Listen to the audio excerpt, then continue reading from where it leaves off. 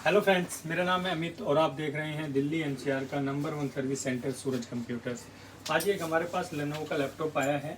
Lenovo idea pad है। इसका model हम चेक कर लेते हैं क्या है। ये लेनोवो आइडिया पैड है। हमारा मॉडल है लेनोवो आइडिया पैड S14515। ये मॉडल है। 15 इंच का लैपटॉप है। आइडिया पैड सीरीज है।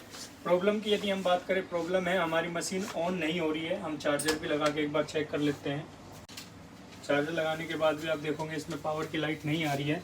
तो ये किस चीज़ की प्रॉब्लम होती है? मोस्टली ये मदरबोर्ड की प्रॉब्लम होती है। मदरबोर्ड की वजह से ही हमारी मशीन नहीं ऑन होती है, क्योंकि पावर सर्किट का जो सेक्शन होता है वो मदरबोर्ड पे ही होता है। उसी की वजह से ये प्रॉब्लम आती है। तो हम खोल के दिखाते हैं कि हम इसको कैसे ठीक करते हैं।